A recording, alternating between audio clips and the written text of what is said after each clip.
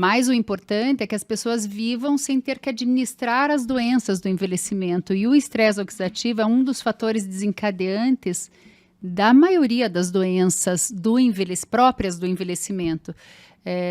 O estresse oxidativo, como eu falei, quer dizer, é uma reação necessária, que precisa acontecer, mas em excesso produz espécies reativas de oxigênio, que são os radicais livres.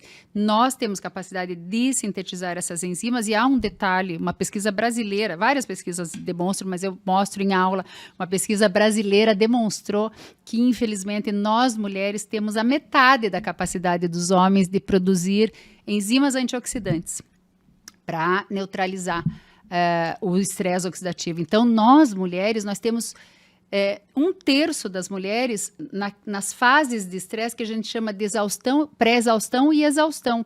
Quer dizer, na iminência de desencadear qualquer patologia crônica, dita autoimune ou do envelhecimento, mediada por estresse oxidativo. Então, é muito grave. Eu digo, as mulheres vivem, quando se fala, nós vamos viver muito, as mulheres vivem aqui no Brasil quase uma década a mais do que os homens, 8 anos, pelo menos, a mais, em média populacional. Mas temos, infelizmente, a maioria das mulheres, a partir de determinada idade, manejando doença crônica, tratando doença crônica. E eu digo, existem situações que são muito próprias das mulheres, quer dizer, as queixas intestinais são muito mais das mulheres, as dores que passeiam pelo corpo, as fibromialgias, são doenças que acontecem nos homens, mas que acontecem muito mais nas mulheres, e o declínio cognitivo, a questão da memória, da disposição para pensar, é muito mais, aplaca muito mais as mulheres.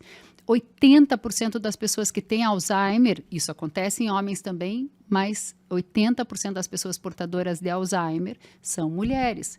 E por quê? Muito por conta do estresse oxidativo, que a mulher tem menos capacidade, menos enzimas antioxidantes para neutralizar essas espécies reativas.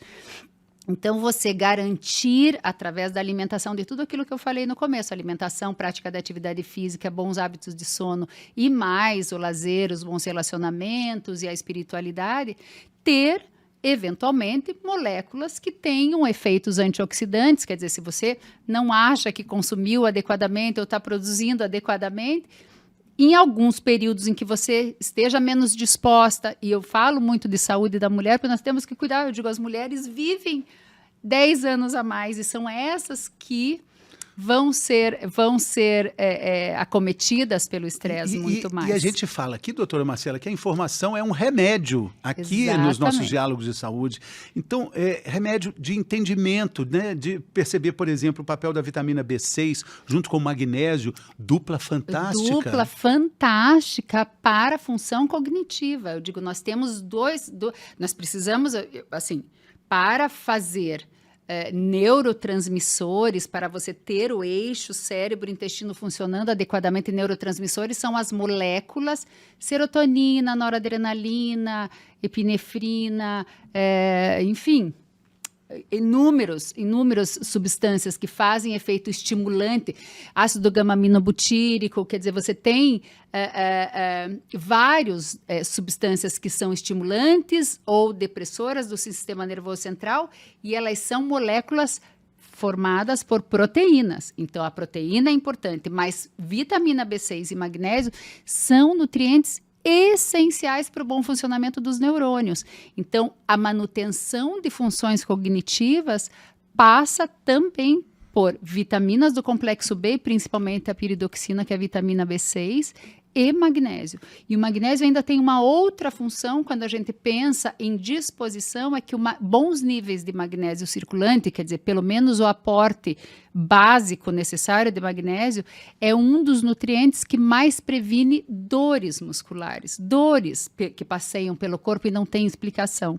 E isso é uma situação muito mais feminina, mas também acontece com os homens. Essa sensação de falta de disposição, porque estou meio dolorido, não sei, dói aqui, que reflete ali.